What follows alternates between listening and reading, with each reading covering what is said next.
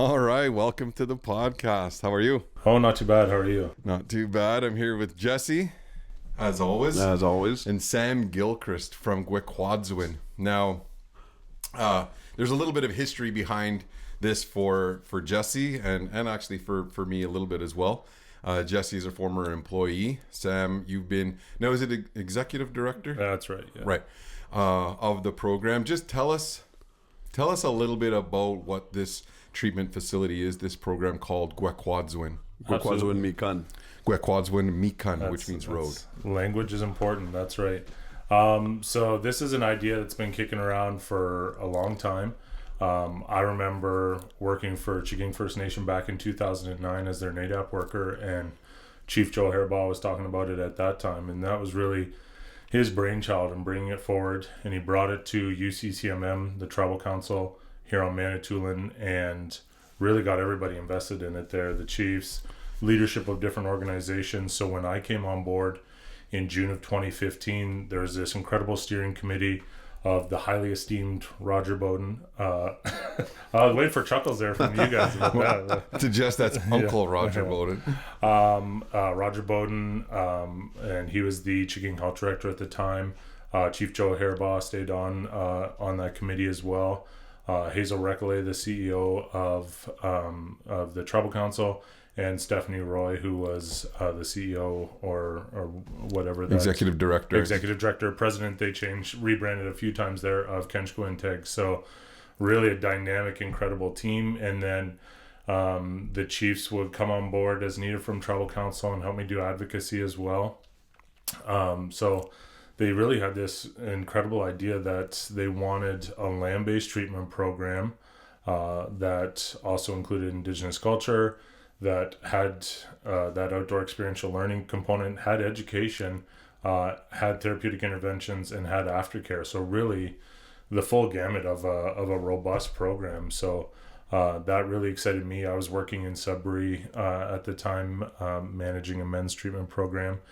So, and the wife was back here and told me I need to find a job back here because she was expecting our second child at the time as well. So, but it was a fit because when I was the NADAP worker too, we started getting into a lot of land-based programming, and it was being really successful, and we were having these really great connections.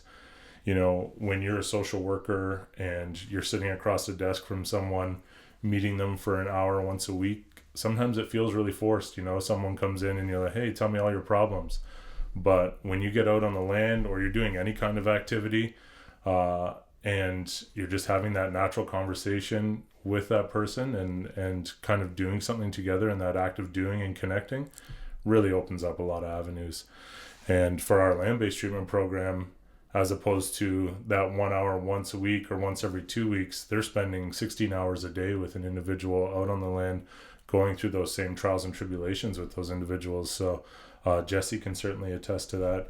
I was just going through the archives, actually. I have some great photos of you in wetsuits that I'll have to dig up for this podcast. Perfect. We'll flash those on the screen. Absolutely. But no, and so, I mean, the program's really grown a lot since then, but in those early days, a lot of research had been done already about what they were looking for. And there was this program called Pine River Institute that we were able to connect with as well. That was a really great program, but didn't tick off all those boxes. Didn't really have a lot of involvement with culture. Was missing maybe some of those aftercare pieces, the live-in aftercare pieces, and really catered to the GTA. So Chief Joe Hairbaugh had connected with them. So when I came on board, I got to work with their founder, Dr. Karen Minden, and she had done research across North America, and so was able to connect me with a lot of those individuals that she had connected with when she was doing her original research for Pine River Institute, which has their own amazing journey as well. But it really sped things up a lot too, because I didn't have to reinvent the wheel. I was making all these connections really quickly, but had a lot of really incredible opportunities to visit a lot of different programs, see what worked, what didn't. And we were able to create a really dynamic program right off the bat that was different. And that was really one of the things when we were doing was, let's not just do things the way they've always been done, because sometimes a lot of organizations get stuck in that. You know, we do this just because that's the way it's always been done, but we really wanted to be thoughtful about what we were doing and why we were doing it, and flipping some of those concepts on its head. Most treatment programs are 21 or 28 days long. For us, we wanted something longer. If you think about trauma or intergenerational trauma and how that sometimes takes a lifetime to get to where that person is, or multiple lifetimes, to imagine that they're suddenly going to be cured over the course of 21 or 28 days always didn't really fit for me. It seemed disingenuous, right? Or one of the other things, being a NADAP worker, that I came across a lot as well, was individuals would have to be sober prior to going into treatment for a couple of weeks or a month. Well, that doesn't really make sense if someone's struggling and the only way they know how to cope is to use substances. The point of the treatment program is to help them with that. So having them come in sober ahead of time doesn't really fit. So these are a lot of the things that we work to try and adapt our program to meet those needs and make it as low barrier as possible, so that individuals could get into the program on their own if they wanted to. Now, a couple of things. So that was 2018. 2018 we launched with our first participants. Yeah. Right. And so a couple of things that that jump out at me, especially for what we do in terms of a relationship, right? Not only with your participants, but with the counselors themselves, and in order to open up, right, and just feel relaxed. I think nature does that, in a very in a natural way, really, right? By opening up yourself to experiences. And I mean, for example, yesterday we were on the ice, and then there's just that moment of time as the sun's setting where it just, as great as the day is and was, and then it's just perfect. Like it's just there's this perfect, and that could be in a morning, that could be in a bird flying by. It'd be different for different people, but for me, that when I looked over and that sun was setting and it was reflecting back off the water on the ice, it was just like, man, it just, life doesn't get any better than that. And Absolutely. You just open up, right? Absolutely. Like an analogy I like to use is, do you remember the first day that you learned algebra? Probably not. But do you remember that first hunt with your family? Or, just like you were saying, I was out on the ice Friday night with the kids. We shoveled off a rink and the sun was setting perfectly. And I just said to myself, like, I just want to remember this moment, right? So connecting that with these amazing land-based experiences that our participants get to have, along with those therapeutic interventions, it's really helping them to form or reform their identity. And whether that's through connection to culture or connection to the land, depending where they're at, that identity formation then becomes a piece of resiliency, right? We can't stop bad things from happening to people when they get back out into the world, but we can work towards them having a stronger identity and becoming more resilient, so that when bad things do happen, they can cope with them in a more healthy manner. Yesterday we had a little guy come over on the ice, Evan Roy. I haven't seen Evan in a little while. He's back home now, but he was working in BC, and he brought his little guy, and his partner came out. They came over, and we were just kind of shooting the shit there, and then we caught a fish, and so we brought him over, and there he was. How old is he? 3, maybe 2. Like a 3 max, and he's just a little. And so you put that in context for him. He's like, okay, we're on hard ground for what he thinks is hard ground, right? What are we doing out here? And then he's watching this, and he's reeling up this fish coming through the hole, and the look on his face afterwards with his dad there, and it's just it must be hardwiring so many things for a kid, right? As a early experience like that, and it must be a reawakening maybe for a lot of the clients. Is it clients or participants in the program? So we've always used the language participants because we wanted to get away from that clinical aspect of client. Yeah. And we wanted to illustrate the active participation that the folks in the program are doing with us. And that's exactly what they are. You're participating, and that we say that in the show, right? You know, to be a participant rather than an observer, right? And the whole, you know, television program is about trying to inspire people to through watching it to like, I want some of that for myself. And I remember this dad told me that he had watched a show, and it was Aspen. We had slept on the boat, and you know, and we were in the salmon derby, and we were already fishing, and she was sleeping in the cuddy, and you know, we tie into a monster salmon, and we wake her up, and you know, she's just you know, real tired, and you know, just hair a mess, and trying to reel in this fish, and there I am, you know, drinking coffee, the sun's coming up, coaching her through it. And when he saw that, and this stuck with me, he's like, I watched that, and I'm like, I want that for myself.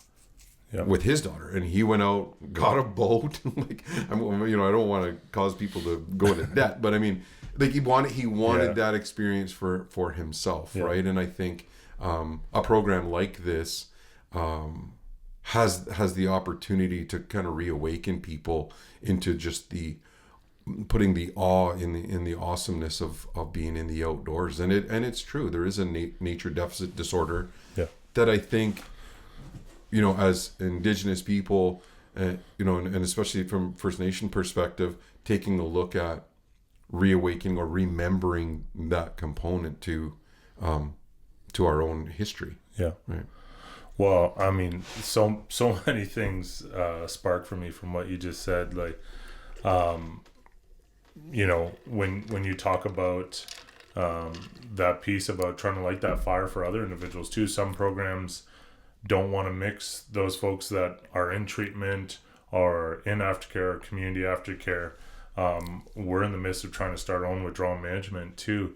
And it'll be on the same site as our community aftercare and our living aftercare. And, you know, some people have concerns about that. Like, oh, I don't know, like if we should have people that are actively using around these other people that are further along in their recovery. And I'm like, I want those people that are in withdrawals or actively using to see those other people and light that fire for them. Like, oh, that's what I want. Like, I want to get there in my recovery. And same for those people in aftercare and community aftercare. I don't want to go back there. I don't want to be jonesing again. I don't want to be going through withdrawals. I don't want those same pieces, right? So that's definitely a piece that we're trying to do as well. But yeah, it's a lot. There's a lot to unpack with all of it, right? Now, Jess, you started after you were done university, right? That's really was your first grown-up job. Yeah, exactly. So, I mean, seeing where you guys are at now, maybe I'd be interested to hear like what kind of landscape Gwekwaadzawin Miikan is in right now, because it's been a while since I've set foot on site and kind of seen what you guys have. So maybe I would like to hear your words of the first couple years of Gwekwaadzawin's kind of learning curve, and then how fast you guys have grown into this. I would probably, I don't think I'm speaking out of class here by saying you guys are nationally recognized as a premier level center. Yep. So maybe, I'd be interested to hear your take on those first couple of years in the inception of Gwekwaadzawin Miikan, and then the current growth rate that you've gotten to get to today's point. Yeah, absolutely. We've done a lot of reflecting on this recently as well, because we're working on our own podcast and a mini documentary about the program as well, so that we can talk about what went right for us, what went wrong, and how to fix those issues for other programs that are trying to start. But you know, there's kind of that old saying that an elder gives you a teaching, gives you that lesson, and it doesn't always make sense until later on. And so many things for me are just clicking from those original steering committee days and some of those pieces with Chief Joe Harabaugh as well. I got a lot of opportunities to travel with him, doing a lot of advocacy. He liked traveling with me because I like Chinese food, and so I know all the hot spots for Chinese food, and we'd go out. You know, there's a lot of those pieces, but you know, he had so many things that today, like it makes so much sense. Like he said to us, like when we were originally developing it, like you are setting a high standard here, and a lot of other communities and a lot of organizations are going to reach out to you and want your help afterwards. So set it up so that you can do that. And our mission and vision statement talks about that we set back in 2015, before we even had any participants. And like it became a self-fulfilling prophecy. There's just so many pieces like that have started to click for us, about making prosperous communities. We've got a lot of funding and done a lot of development, different pieces, and so that's helped local communities here. But individuals within our program have gone on to do their MSW and their masters. They've connected with the trade school, got jobs in mines and different pieces afterwards, and have become really successful after going through the program as well. And I wasn't sure about some of those pieces before when we were just creating mission and vision statements, right? But it all came true. But when we first started, when we were bringing people on board, we didn't want just all social workers or anything like that. So we really tried to strike a balance between individuals with cultural knowledge and land-based knowledge, as well as those with Western therapeutic knowledge. And then we cross-trained everybody. I don't know if you remember some of our first orca trainings out here. The ice had just left Lake Minnetonka the week before, and we were doing our orca training. And when we were putting it together, Matt, our director of operations, said, do we want just our land-based team or our counselor team? And I said, no, let's do absolutely everybody. We're going to bring everybody in. We're going to be trained the exact same way. We're all going to have the exact same language when we're talking to participants, because whether you're that land-based counselor or whether you're the chef working in the kitchen, you're going to have interactions with these folks, and we all want to be on the same wavelength. And we include all those people in our clinical meetings and our team meetings as well, because they all play a role in all of our individuals, all of our participants healing. So when we first started out, we were utilizing Chigang First Nations old camps out on Clapperton. There was poison ivy everywhere. Snakes everywhere. Spiders. There was bears everywhere. Oh yeah, the bears. It was an adventure. We had to just kind of fix those cabins up as best we could in a little bit of time and try and get rid of some poison ivy. Because we wanted to bring people in right away. People were passionate. We had amazing staff. We still do have amazing staff, but we really wanted to help people. So we brought people on board. The first person I hired was in late 2017 in December. We brought everybody else on in that first part from January to March. We brought the rest of the team on. We did a tremendous amount of training, and then we brought that first participant on board in June of that year. And it was a slow start from there. It was a new program. Not everybody knew about it, but we had some success early on. We had people finish 3 months of programming, which, right off the bat was, for some of them, the longest sobriety that they'd had in a long time. But, right. That early success really boistered us and got people really excited about it. And it grew from there. And then during the pandemic, a lot of facilities had to either close down or got repurposed as COVID quarantine centers or different things, right. Or some communities closed entirely. For us, we were able to pivot really quickly. We were in prospector tents, so we just had to add more tents, and then we were COVID compliant, right? So we did a lot of other things on the back end too, so making sure people cut down on places on their way in where they might get COVID. And then we worked with our funder to ask if people could start doing withdrawals right in our program, because we used to ask them to go to withdrawal management prior to coming in, which usually didn't work for us, because the closest withdrawal management is 2 hours away. So that's a lot of opportunities for individuals to get substances between here and there, and they usually showed up under the influence anyways, and then we would have to deal with it out on the land somewhere. So when COVID happened, we switched to another thing that we changed was to switch to a closed cohort model. So prior to that, we always had, as long as we had space every week, we were bringing somebody in. And we were hesitant to change that closed cohort model as well, because we had our reasons for believing that continuous intake was a really great idea. And I still think it is in a lot of different ways. because you can meet local community needs a lot more quickly. If somebody's ready to go, they're motivated, we have space, we bring them in. And then we really thought too that there was this concept of peer leadership, that other individuals would take on that role of a leader and teach people all these great things, and there was going to be all these amazing things. But we switched to the closed cohort method just to try it out during COVID, so that everybody was coming in and quarantined all together and all those pieces. So we started going with that for a while, and turns out our outcomes, like through our research, were raising a lot. We were around 50% before. We started getting to 80% and 100% completion rate of our cohorts, where everyone was graduating, albeit it was during COVID. So maybe, being out on the land was a lot better than being stuck in your bachelor apartment or wherever you were coming from too. But we were getting all these increases, and we looked at it and talked with past participants and our staff and trying to figure this out. And it turns out, in a lot of ways, although that peer leadership was a great concept, in a lot of different ways it got abused. That person who'd been in the program longer would tell you, these are the rules you can get away with. This is how you can, poke each counselor. This will get them going, that kind of thing, right? So there was all those pieces as well. And that ended up affecting the group dynamic in a lot of different ways. So when we switched to closed cohort model, it really made that community piece click. And, we always talked about that wherever we go, we're kind of setting up a mini community. But when they were all starting at the same time, going through those same trials and tribulations, through our research, we see these like at the 30-day marker, 45-day marker, like anxiety might increase or different pieces. So they were on this journey together, and we're able to mitigate it all at the same time. And it was really increasing our success. So we've stuck with that post-COVID, new normal, whatever the heck we're in now. And it continues to be effective for us in that way. Now, that being said, a con to that is that we can't respond to people that, okay, I'm ready for treatment today, it's time to go.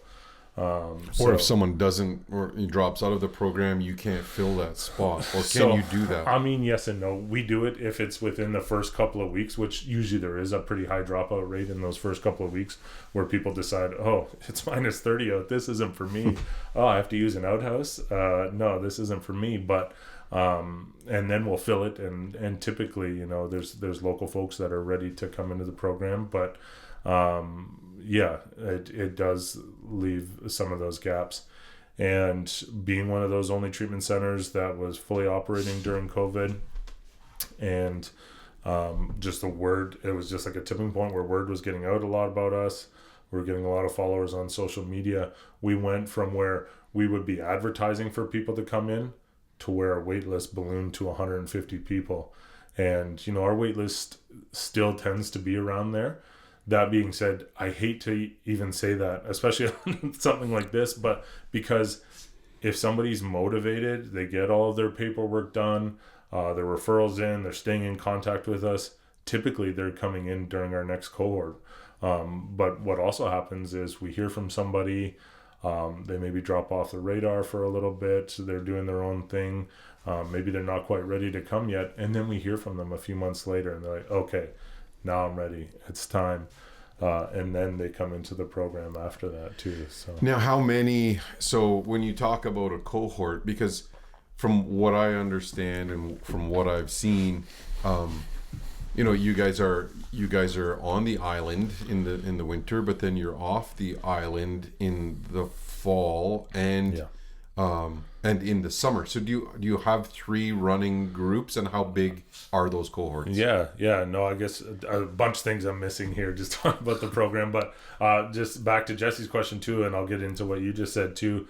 So we've grown a lot. We started out with a 10-bed program, 11-bed LIAC program, and then we would have community reintegration. So the 10-bed program on the land, it would it's 3 months long, and when we first started, we would do Clapperton, we would go up to Moose Country, and then it was always a struggle in the fall, because being on Manitoulin in the fall is not necessarily a safe place, even if you're on private property. There's an influx of 13,000 yahoos all of a sudden coming here and hunting and shooting everywhere. So we had some concerns about it. We tried different things. We tried going out to Strawberry Island. Breaking through ice in November isn't ideal either, in some of those pieces. So we really kind of struggled with this for a couple of years. And then we were making connections with a local trapper, and he suggested that we go up to his trap line. So then we started trapping up there, and then we started establishing some winter camps here on the island too for after Christmas when hunting is done. So we established the one at 1,000 Acres in Chiging as well. So as we grew to now, we have a 20-bed land-based program, still have our 11-bed live-in aftercare, and when we first started, we were only for age 19 to 30. And then during the pandemic, actually, Chiging First Nation reached out to us and said, there's a lot of people that would be amazing for your program, but they're outside that 30 age range. And we were getting that a lot on social media, emails about it. So I brought it to our ministry manager at the Indigenous Healing and Wellness Strategy from the Ministry of Children, Community and Social Services, talked to them about it, presented evidence to them. And so they gave us some funding for a pilot project. And that started from just some advocacy from Chiging First Nation. And then that turned into evergreen funding. So now we service from 19 up in our programming. But one of the pieces that was the original concept was for a program for those aged 13 to 18. And we've done a lot of studies on it, done a lot of advocacy on it, and something we continue to advocate for. We have this incredible building that we've designed. We got funding to make it a green and inclusive building as well. So we have that designed so that it could be a green building as well. So we continue to advocate for that, and that's something that is really going to be one of those next steps that we work towards as well. But I digress. I'm going all over the place here. So we got ongoing funding for 20 land-based beds, 11 in our live-in aftercare. Then a couple of years ago, we were finding that housing was a huge issue as well. There wasn't a lot of safe places for individuals to take that next step. You're in our live-in aftercare program, individuals are working, going to school, or volunteering. We have 100% success rate connecting them with those three things as well, which has been incredible for their success. But it's staffed 24 hours a day. So people still want to take that next step. And so we put in a proposal to United Way, and we got funded for a community aftercare home to help address Indigenous homelessness. And so that's that next step in our program now, where it's not staffed 24 hours a day. It's still on our main site, so we're monitoring it and making sure everything is copacetic there. And our community aftercare counselor has an office and works out of there as well during the day. So we have a 5-bed home there now as well. And then we still have our community reintegration, where that community aftercare counselor is working with individuals and making sure their needs are met. So, when they leave treatment, setting them up for success, making sure they've got a place to live, making sure they've got either, a source of income or a vocation or education, something that they're working towards, right? And then, so this spectrum of programming, I think, is what has really helped with our success as well, because, when I'd worked frontline, send people away to treatment and they're in that microcosm, they do really well. You're supported. But then you come back to those same people, places, and things, and you've only been gone for 21, 28 days. Sometimes you relapse. A lot of times people relapse. And so for us, and right from the get-go, from that steering committee, they wanted that spectrum of services. And so for a lot of people, they've got the 3 months treatment, they need extra support, so they go into our live-in aftercare. That's another year. Some people still need more support, so they go into our community aftercare. That's another year. And then our community reintegration is another 6 months. So it's really one of the longest spectrum of services across the province as well, support-wise. And that's worked really well for our folks as well. And then on the land-based front, we've grown a lot since then as well. So we started out using Chiging First Nations camps. We built our own camp out on Clapperton as well. We used to go different places for the moose hunt. So just new this year, We were able to work with the trapper that we worked with, Rob Mellon, as well as the Ministry of Natural Resources, and we were able to obtain our own trap line as well. So now we spend the whole fall at our trap line. So we do traditional harvesting there as well. And then when trap season opens, we start doing the trapping up there. So, that was a huge game changer, just trapping in general. When we first started, we'd have individuals making moccasins or working with furs or different things, but it's kind of that piece where you lose that connection to it as well, right? Same as like going to the grocery store, you grab a thing of frozen chicken, you don't really have that connection to where it comes from compared to, when you guys are hunting or those different things. I think the same can be said for, when you're working with leathers or furs and, you just cut out your vamp right from the center of the leather instead of trying to use like every little piece or different things. And so we're running into some of those pieces, but now when individuals do that trap course and we're doing those teachings and all those pieces that go with it, individuals have a tremendous amount of respect for that life that's given, where it's going, what it's becoming for them, and those pieces as well.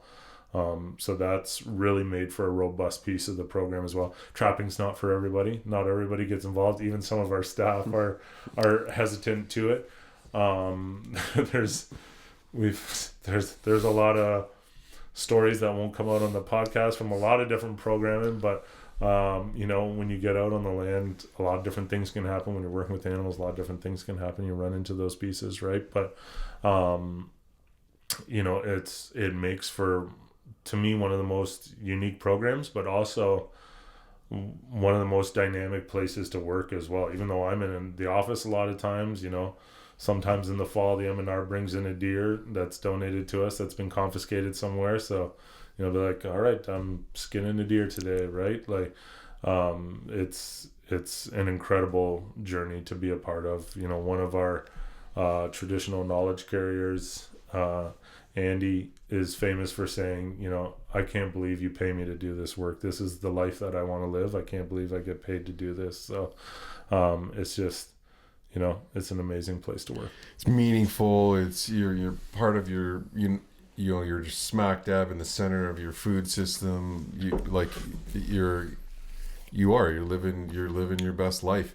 Now the LIAC program. So how is it apartments? You have like one bedroom, or how does that work? Yeah, so it's a house, and we've actually been working there a long time, a lot of our staff, because it used to be a group home as well. Originally when it was built, it was a physician's home, and it had an in-ground pool in it and everything, and then the band bought it and it became a daycare for a little while, so they covered over the pool, and then it became a group home, and so they built some bedrooms in it and different pieces. So it has 5 bedrooms on the main floor, 3 on the upper. So the 5 bedrooms on the main floor just single occupancy, and then the 3 ones upstairs are double occupancy. And so it's still a communal kitchen, shared kitchen, all those pieces as well. And when you think about our expansion and growth, when we first started the program, all we had was that house, a portable, and a barn, and we're doing all this land-based programming out of it. That house was just stuffed to the gills with tents and everything. There's crawl space. We'd be down in there working. We're doing all of our cooking out of that house for all first 10 people on the land, then 20 people on the land, plus those 11 people in the house have to do all their own cooking just in a household kitchen, right? So that's how we started out, very humble beginnings. This past year, we were able to take on a new site in On Deck Omniconning where we have a whole commercial kitchen. We have all of our administration offices. We have a boardroom. We have a training room because we have a lot of new exciting training initiatives and different pieces as well. But it's kind of just been, I don't know, sometimes it feels like we've been doing it for 30 years, but it's just been 6. But it's just, we've seen a gap and we've worked towards addressing it in a lot of different ways, and that's what we continue to do. No, it's a huge supply and demand, field, and unfortunately, for us and First Nations, there's just an ever increasing amount of opioid addiction, and that intergenerational trauma piece always rears its ugly head. what I've seen in terms of education, and it's surprising and not surprising in terms of ease of access, right? For our 13 or younger, our teenage population, our youth population, to get access to these extreme narcotics and super strong drugs that are killing us, right? And it seems like there's a niche there that how is that fit into the long-term plan of Gwekwaadzawin Miikan when this, yes, there's the 19 to 30 and the 30 up now, but because it's a whole different kettle of fish when you're dealing with kids, right? And I'm seeing it at the high schools, and what is that on? It's on the radar, but is that part of the plan? Yeah, absolutely. So we've wanted to really do that since our outset. That was one of those original visions of that steering committee, was to create programming for those age 13 to 30, because they wanted to help youth in that very broad definition of youth. But when I started with Pine River and kind of looking at this and chopping it up a little bit, obviously a 30-year-old has a vastly different life experience than a 13-year-old, so we weren't going to put those two together. So we split it up 13 to 18, 19 to 30.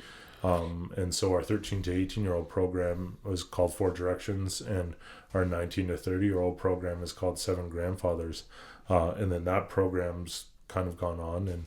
But when we're having those initial conversations, they're like, these are amazing ideas, but there's only going to be enough funding to fund one to start out. So when I was looking at it, I wanted to prove that this model worked, that it was successful, and having worked in group homes and with youth, and knowing, youth are very dynamic in their personalities and very unique individuals to work with.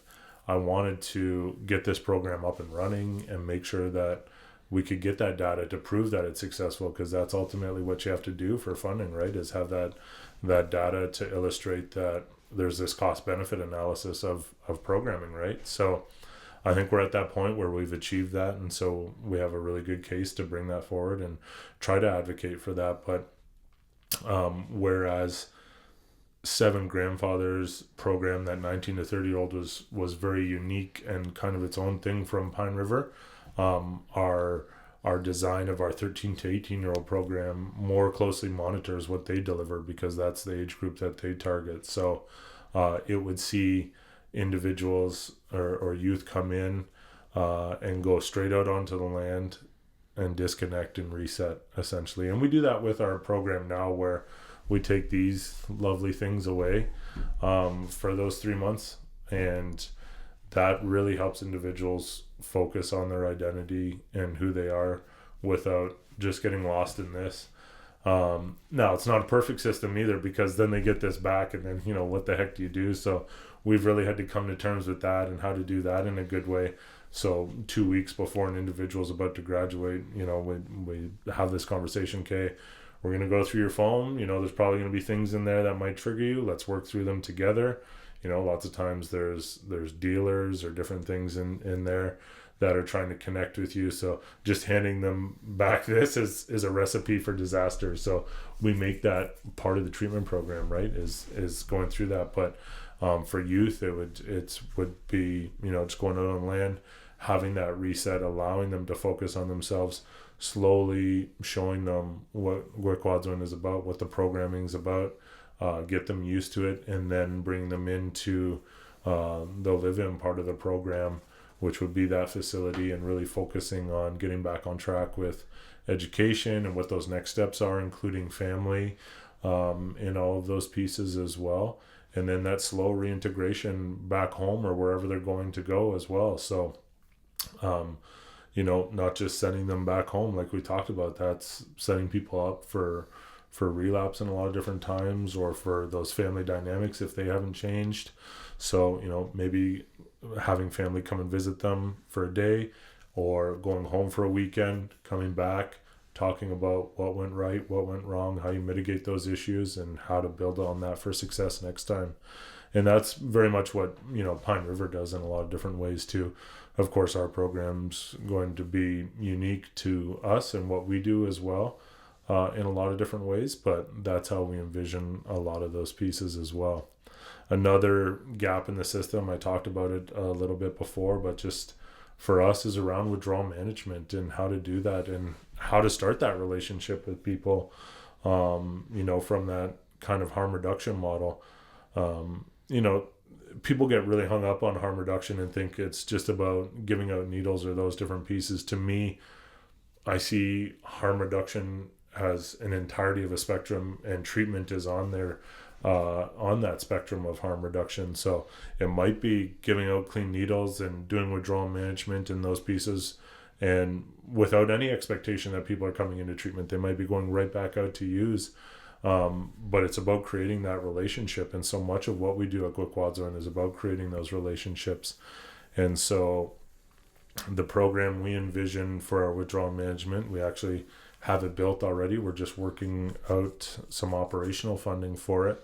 But we've built a little bunkie village on our main site in On-Deck Omniconning with a shower house, and hopes to put up an arbor and some different pieces this year as well. But we've got the bunkie village and everything all built there. So we really want to make it flexible to meet the needs of individuals, where we talked about our treatment programs no longer where we can bring everybody in all the time. We're hopeful that this program is the program where we can bring people in all the time. And what's worked for our participants going other places is really flexible. There's a program in Smooth Rock Falls that's really great, in that, say someone comes in for withdrawal management and they've got a treatment date 20 days away, they can stay there in that safe place for those 20 days. A lot of other withdrawal managements, as soon as someone's through those acute withdrawals in those 3 to 5 days, there's another person waiting to come in, so they're putting you back out the door. And that's just the way back it goes. into. But that's the way that system is set up. It's nothing against those treatment programs. That's the way they work. They're there just for those acute pieces, right? For those acute withdrawals. But for us, we really see having that acute withdrawal piece, but also having that flex bed piece as well, so that individuals could stay. Or what's also happened a lot of times that we see is individuals come straight out of jail, might be on methadone or have a drug issue unbeknownst to anybody, and have nowhere to go. So to be able to have that safe place to stabilize them for a couple of days, to make those appropriate referrals, so they're not maybe just out in community trying to survive, doing whatever they need to do to survive too. And then the other third piece of the program as well is around opioid agonist tapering that we hope to do in that program as well. There's been a huge movement for opioid agonist therapies, and there's a lot of different ways that individuals can get onto them, but there's not always a lot of ways that they can taper off of them. So what we'd like to propose within the context of that program is a Suboxone taper over the course of 28 days, and doing some treatment or pre-treatment with them over the course of that time as well.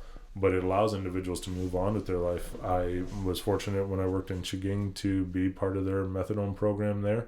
But sometimes, it's a useful tool for some individuals, but sometimes it held people back too. Because when you're having to go to the pharmacy every day to get your drink, when you're having to give urine screens twice a day, imagine trying to do your job and trying to do those things, right? Like, how do you take that next step in your life if you're being held back by this program? And some people call them liquid handcuffs too. But I'm not disparaging that. I think it is a useful tool for some people, but for some folks it can hold them back in a lot of different ways too. Right. And I think, you talked, I've got so many questions, and I'm going to go back to the piece on data, right? Because obviously funding is a big part of, or data is a big part of future funding.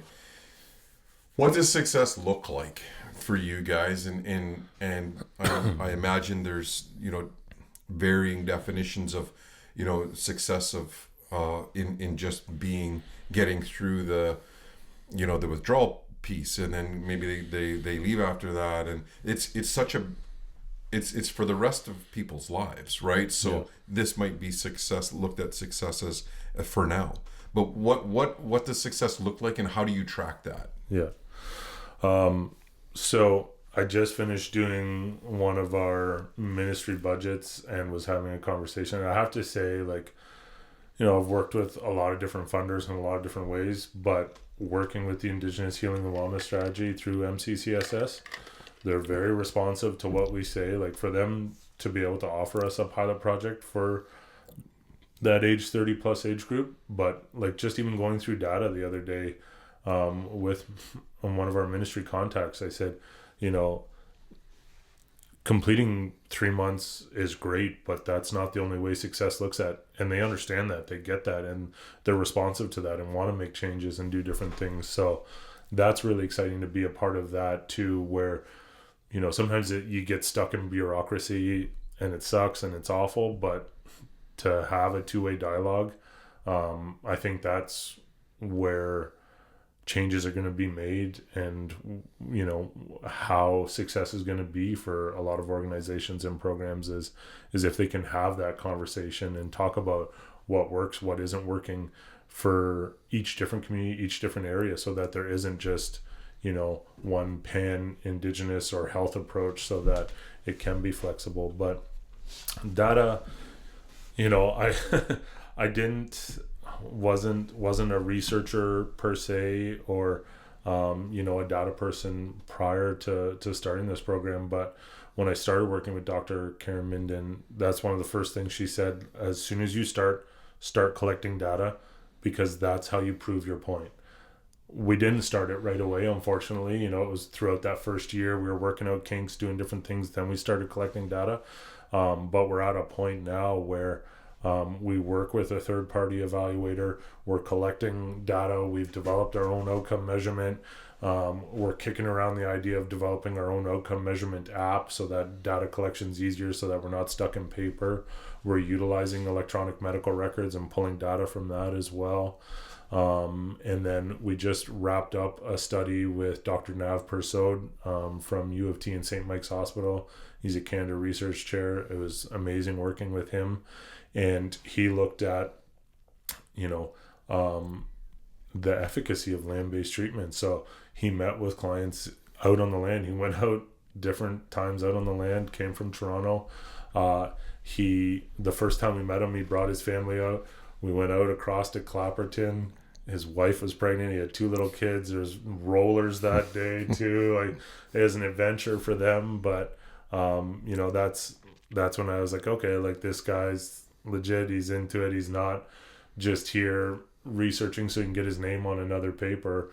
It was about that connection and relationship. And he found that too, going out to these different camps. He's from Toronto. It was completely different for him, right? And we did a podcast with him too, and he talks about that so much of it, he was there as a researcher, but so much of it was a learning opportunity for him and his practice, because land-based healing, it's talked about this new unique thing, but it's been around forever throughout a lot of different cultures, and but it's never once talked about within the context of med school when he was going through med school. So he talked about that in his own kind of learning throughout that whole process as well. But he also followed participants post-treatment, and our outcome measurement does that too, because like we said, people within the microcosm of treatment can do well, but it's about, do those effects last afterwards? And both in his study and within the context of our outcome measurement, we see these huge increases in their physical, mental, spiritual, intellectual, that we measure health throughout their time with us. And there are times where it dips, especially like post-treatment, right afterwards, it dips a little bit, because you're back out in everything, your cell phone, your spouse, everything, all those triggers around you, those people, places, and things that set you off. But then it continues at a high level, much higher than prior to when they started treatment. And so, that's what matters about data, right? Is this a lasting change? Is it effective? And not to say that it doesn't dip and bad things don't happen to people and it's not a fit, doesn't work for everyone. I say that a lot of times. People are looking for that magic elixir within the context of mental health and addictions. And to me, I don't think one exists. I don't think that it's methadone or Suboxone or CBT or anything. I think it's about having that bundle or that toolbox available so that you can meet people's needs. People are all vastly different. And so we talk about being client-centered or person-centered. So, connecting with someone and seeing where they're at, seeing what they need, making a unique treatment plan with them that's meaningful to them, that will make lasting change. Yeah, and I think when you look at it from the perspective of, I don't want to just I don't want to say Western, like, because it's a combination of everything, right? It's traditional First Nation and Indigenous knowledge combined with Western medicine and methodologies and this marriage of the two and what works well for individuals is going to be different for everybody. But I think having the access to the data so that you can have that trend over time, right? Comparatively, I think is going to be the game changer for people to say that this is why this works. Absolutely. But one of the pieces I missed is what is success? So if you think about a person-centered, we could, when you're doing data, okay, 3 months treatment, who completed, that's success. Okay. So that's an easy metric, but what is success for different people? And we've really looked at this in a lot of different ways. For some folks, being in the program 2 weeks, that was success for them because that was the longest sobriety they've had in the last 5 years. For some folks, they don't even make it into our treatment program, but we have this incredible admissions team who does so much work with our participants before they even come into the treatment program. For some folks, it's just getting their health card or their status card, and then we're making successful referrals for them. Opens up so many doors for them. Like, they might be homeless and they're having a hard time accessing any services, and we help them get those two pieces. That's success for them, and that's going to reduce harm for them and help them on their healing journey, right? So it's hard to measure all these different pieces, though. That's what's difficult. I think data measurement, outcome measurement, research is imperfect in a lot of different ways as well. So you can't always articulate it. So sometimes it's through this active storytelling or different pieces as well that you're able to get some of these pieces across for individuals. Well, I think, success is relative. And I remember, back in the throes of battle of chiefs and council, when I used to work for First Nation, and I would get that, I'd get that thrown at me a lot, right? Is, well, what does, I read that the data showed us this.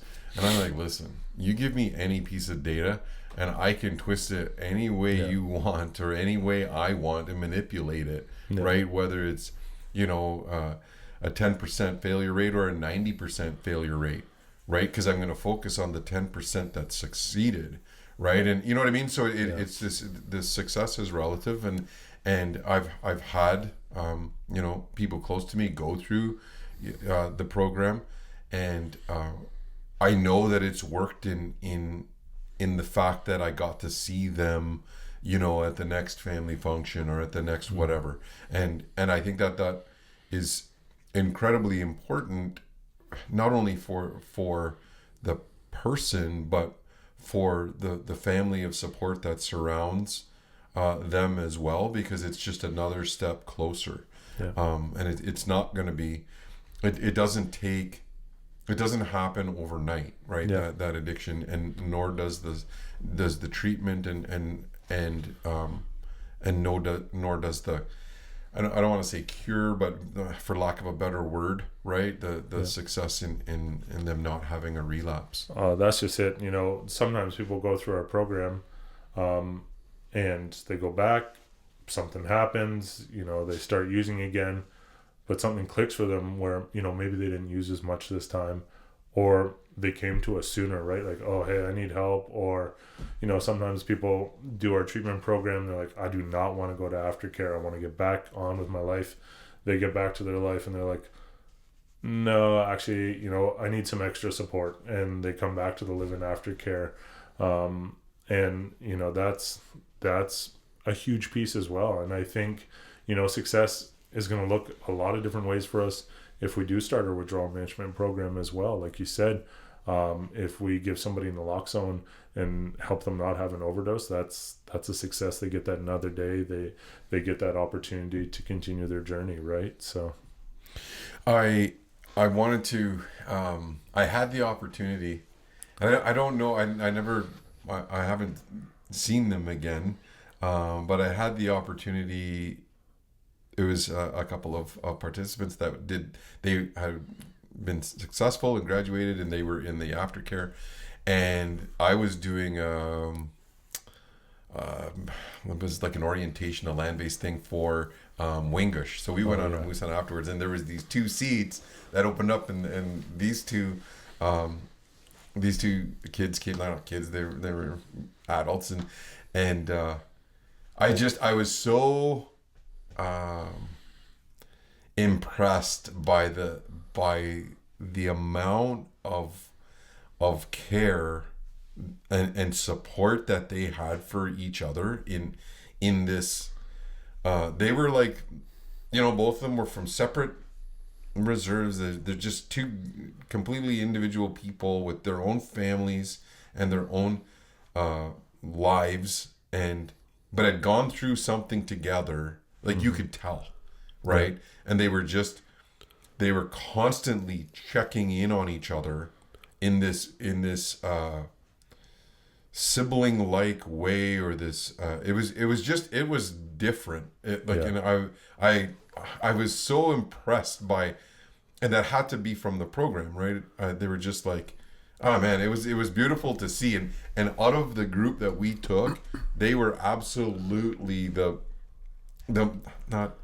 I don't want to be judgy, but man, they helped.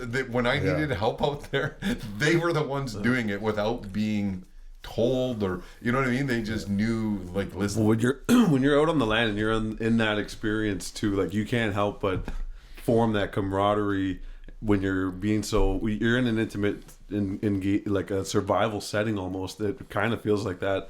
In a sense, not to say that you're like life or death out there, but it is like you're there's some days where they're tough. Yeah. There's some days where like you are going through hardships and you are getting vulnerable with these people out there that you have to have that level of like acceptance and understanding in order to grow together. So I could totally see how their meshing together would be a lot stronger than maybe the other members in that crew. But that's because like when you're out there, it's just you guys. It's nobody else in the world other than the 10, 12 people that you're with. And I know that having worked with Paul Stewart out on the land, I still talk to Paul to this day. I give him a hug every time I see him, and he's my land-based counselor partner that I was tagged out on the land with. Who I again, Paul, I can't say enough good things about, and he's still working with you guys, eh? He is our Scottish member out ex-military, just an absolute gem of a person. I think he did the archery training.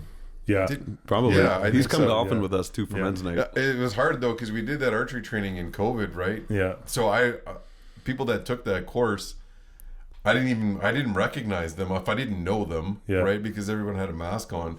I forgot that was during COVID. Yeah, but because his name has come up a couple of times, I'm like, who is? I don't know. I don't know. I wouldn't recognize him, but we did spend the day together. He's just across the lake from you. Yeah. So I know now. Yeah. No, that's awesome. And those 2 kids went back and they binge watched all the episodes of Field of Fire TV afterwards for awesome. Like 4 seasons. My brother was actually on that moose hunt with you too, because he's a student up at Wingush, so I heard some of the back end stories on that. It was awesome.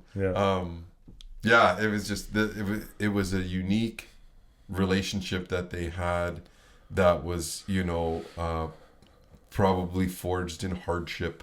Right, you know what I mean? Like they went to war, right, with each other together, and came out of it, for the better. Well, like I was talking about those kind of prophecies that Chief Joe Haribaugh had, and I remember having a conversation with him like, okay, like, is this program just for like Chiging and Shag and like the UCCMM communities, or like what should we do here? And he's like, no, I don't think so. Like, if we think about our people, they're not just staying in one community, they're going all over, and if we want healing and success, we want it to be across communities, right? Like, we want everyone to be doing well. And so we opened it up to everyone with an Ontario health card, and I think that strengthened it a lot of different ways. And there is definitely an underground connection that we are unbeknownst to, because we'll hear about it from other participants, like, oh, so and so is doing really well, like, we continue to talk. And I don't know if there's social media groups where they stay connected, but because there's people across cohorts who would never have met each other, and somehow they still get connected out there in the universe, and they're out there supporting each other. So unbeknownst to us, yeah, some badges of honor, those different pieces, but people wear it proudly too. Yeah. Like, that's one of the things, like, when you think about ethical social work practice, you don't want to out somebody about having gone to a program or doing those different pieces, but folks have it on their social media, and they comment on our social media, and they want to have their picture on our Facebook page, and they want their family and their community to see them doing well and being out on the land. And it's just so much different in a lot of different ways, and it's amazing. Social media, I mean, listen, if you want to know who's in the player assistance program, like, just look at the NHL Instagram page, because they announce it immediately, right? I mean, there's almost no escaping that when people get access to their own, back their devices, because they're making, for them, right? It's probably one of their most significant positive steps forward, right? In terms of their journey, when other people might look at it as so-and-so went to treatment. It's like, listen, if you knew where the frick I was, right? Me going to treatment is this huge step in the right direction. Yeah. And I want people to know that I'm trying, because it's tough. It's a freaking, it's tough to be in that position and take that step and take that risk. Yeah. Right? So good on them for doing that. Yeah, absolutely. And I mean, like I said before, it's not a fit for everybody. Not everybody ends a program where they had this amazing journey or different things. But I think a lot of folks will reflect on it afterwards and say, oh, like, they might see a picture of themselves like, oh, look how good I look there. Like, I was doing really well. I want to get back to that. And then we often hear from them a little bit later after that too, or maybe 6 months down the road or something, whether they're coming back to us or whether they just need help connecting with a different program, or something happened, they need some kind of referral. So I think that speaks to that sense of community of Gwekwaadzawin too, that they're comfortable coming back to us, even if maybe things don't always end on good terms, right? Right. Stuff happens. But how now I've seen. You guys were for a while, you were out on our farm, and when right. I'm taking people on fishing charters and stuff, I fish Indian Channel a lot, especially with the kids. So you guys are right there, and I used to plow for you guys. There's no fish there though. Yeah, there's no fish there. So I come across the group, lots of times in lots of different formats. And I remember seeing someone there when we were fishing. I was like, they swam out to the raft, and they were just like soaking it all in. Like you could almost feel the connectedness that person had by being out there. It almost didn't. If you didn't know, right, you would just assume that person was living their best life, and really, they're 200 meters away and probably going through some serious struggle. Yeah. Right. When you're looking at the types of personnel you need to have working for you, right? The recruitment and retention strategy how are you dealing with that? Because I would imagine it's a tough place to work in terms of the load. Yeah. For me, it would be like personally in terms of, mentally and in heart wise, just, there's lots of struggle. So how is that an issue, your recruitment and your retention? Yeah, for sure. I mean, we're 24-hour a day programming, running multiple 24-hour a day programs. So that takes a lot of staff. We started out, I think we had, when we first started, 18 full-time staff and a couple of casuals. That's ballooned, depending what projects we're doing, that's ballooned up to 63 at different times. I think we're sitting at about 50 staff right now. Wow. So it takes a lot, especially like a casual pool, for all those call-ins and weekend shifts and different things. And we have a lot of really dedicated just casual staff too that are really dedicated to the program that'll fill in on those different pieces. The land-based staff, I remember thinking after we got like our first people, I was like, oh, we're never going to find anybody else that'll do this. Like, we got to keep these people here forever. So then when people start to go on, you start to think like, how are we ever going to fill these positions? But it's just worked out, and we've always left the program flexible so that whoever it is, whatever they're coming in with, whatever their gifts are, the program is flexible enough that they're able to bring that into the program and make it a piece, but not, the program, we try not to make it so that the program's dependent on it. If they leave, that, we're lost without them, right? So definitely it's hard, the land-based counselor piece, they're out there 7 days at a time with individuals going through all those trials and tribulations as well. So it's not a fit for everybody, but it's a fit for a lot of folks that lead a certain lifestyle that want a couple of weeks off after that in between shifts, right? And for those folks, it's amazing. It's an amazing fit.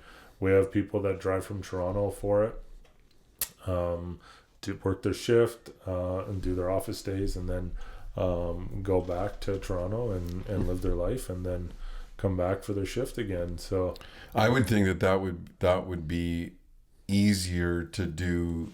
I know, well, you could probably speak to this, but not that teaching is like, well, it kind of is in terms of whenever I worked away or worked off reserve, it was easier because if I left, I could there were checkpoints that I could leave my baggage, right, and pick it up when I went back into work. And so if you're not, Justin, I'm interested in your take on this, because that was a tough part for you. Is I worked there, and then in my downtime, you not only have to decompress, that takes you a week, right, of processing all that happened in your shift, and then you got to kind of gear up. How did you find that? Well, for me, like the point that I was at in my life, like coming fresh out of school, I kind of felt like I was a little in over my head, to be honest, in terms of taking on that position at the time.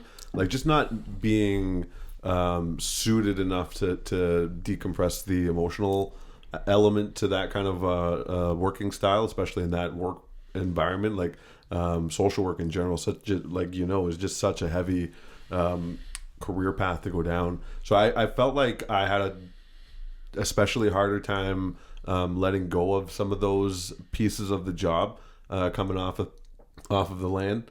But in terms of like what you're describing, like the elements of like you get to work for 7 days at a time on the land, like that is my preferred work environment, is just to be outside in that kind of that aspect. So there's all kinds of tremendous pros and virtues to that position that I can only say like is very close to that dream scenario of employment that I know a lot of people will gravitate to. But again, for me personally, the social work element that I just felt like I wasn't prepared enough for was my downfall into my short stint at Gwekwaadzawin.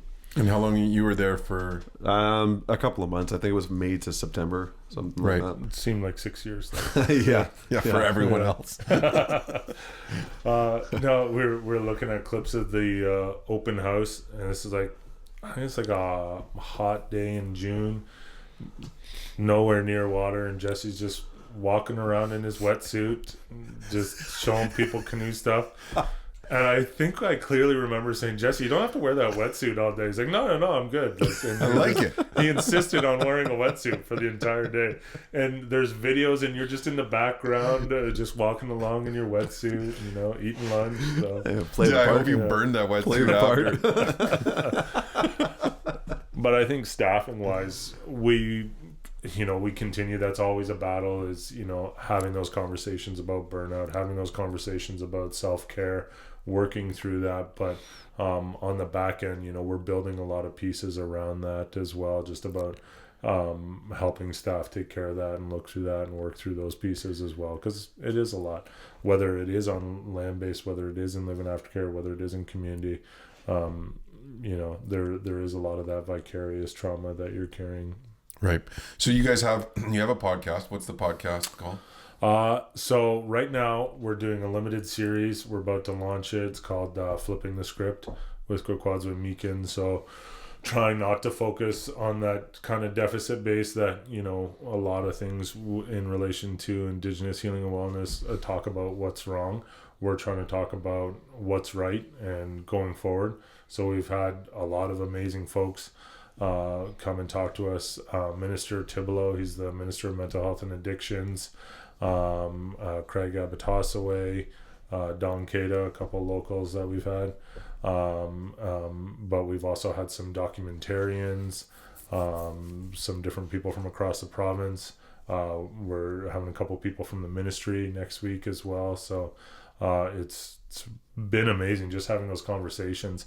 And that was part of the piece too, why we wanted to have the podcast. One, about connecting with people in different ways, because we do want to do that storytelling aspect. We part of that piece from Joe Harabaugh was helping other communities, other organizations start their programming, right? So part of this is about connecting with people, telling our story, telling other people's stories too, and what that success looks like. And we get to meet so many interesting people through the work that we do too. So we wanted to be able to share some of those conversations. So beyond that limited series, we have so many of these conversations that we've had that we're probably going to release long form as well.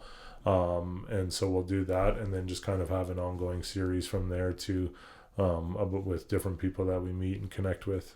Now, if people want to listen to that podcast, they can see it, or they can hear it where? So we don't even have a landing page or anything yet, Okay. On top of all the other things we're doing. This is kind of just a side project that we're excited about, but we're going to launch that on our Facebook page, which is Gwekwaadziwin Miikan, probably April 1st as well. So that'll be released on there, and it'll have all those pieces for it. Another really exciting thing that we're launching this April as well is so many communities, so many organizations were looking to us for training. So in partnership with the Indigenous Healing and Wellness Strategy, they gave us some funding to get started. We created what we're calling the Indigenous Land-Based Counselor Certificate. So it's a micro-credential to help individuals get started within that land-based healing. We talked about how we did it in the beginning, where we took that cultural and land-based training and that Western therapeutic training and blended it together. So we formalized that and put it into a certificate, and so we're launching that as well. And who's that through? That's through us as well. Another one of Jesse's cousins involved in that project as well. So Rachel Miracle's taken the lead on that, and she's put together an incredible program, and we're really excited to be able to launch that as well. So we're looking, once we launch that and get a couple cycles under our belt, looking at educational accreditation for that through the Indigenous Certification Board of Canada or another place as well. So really excited about some of those pieces. Yeah, that's awesome. And you guys, you do have a downtime at all in terms of your seasons? Yep. So is that now? No. So right now they just finished up at trap camp. They just came back. They're starting maple syrup making, and then we'll get into some smelt fishing and different things. And our cohort breaks are different times of the year. We'll have one this spring.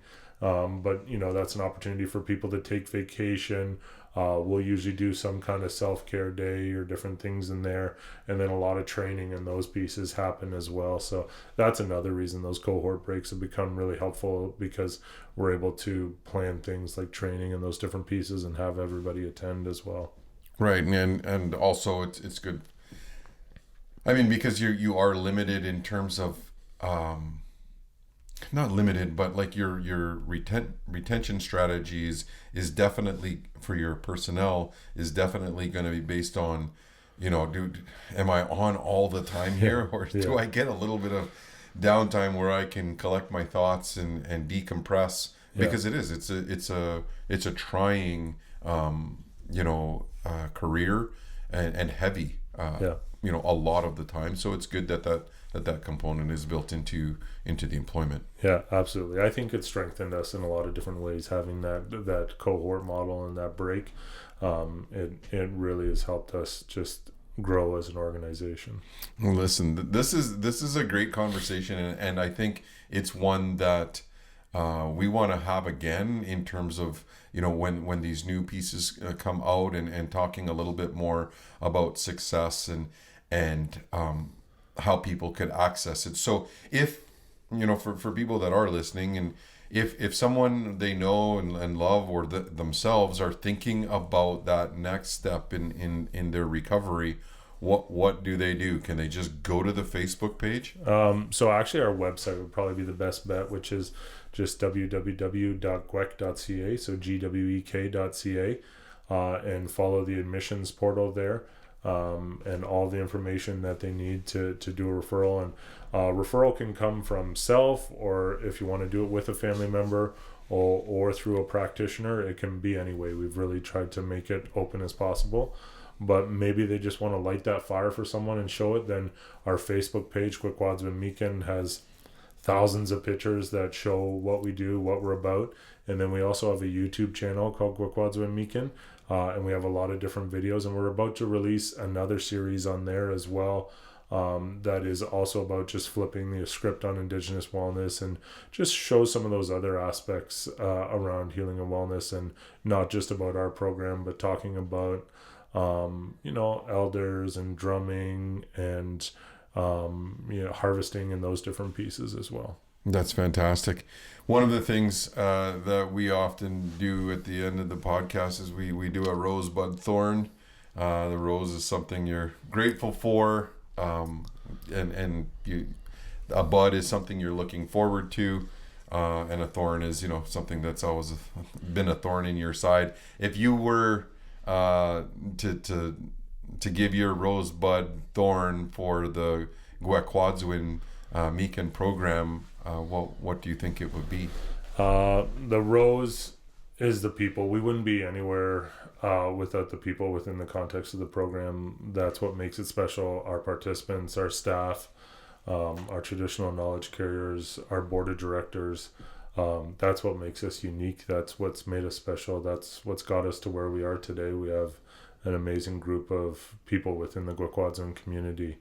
Our bud, definitely all these future projects. I'm looking forward to all of them. I think that they're going to spark so many new opportunities and connections for staff and participants and communities, whether that's the Indigenous Land-Based Counselor Certificate, whether it's the podcast, the video series, all of these pieces, the withdrawal management. I'm looking forward to all of these.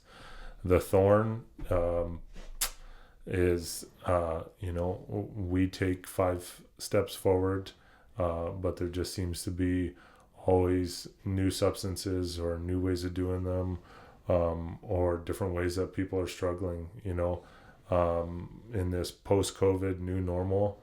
Although, it's a brighter day, it still seems like a lot of people are struggling. Price of food, price of housing, lots of drugs out there. It's a hard time. Yeah, the added stress of money can't buy happiness, but when you're not worried about it, it's definitely easier to find it, right? Yeah. And I think that added stress, coupled with this want to get away and escape, is tough on people.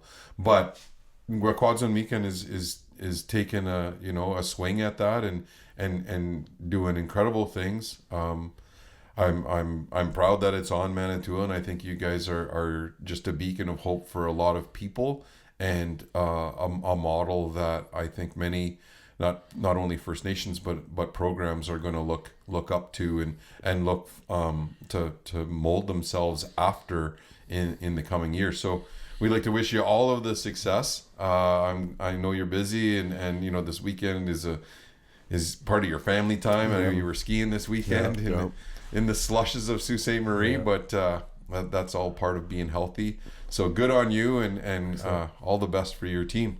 Well, big witch, guys. Thanks for coming, Sam. Awesome.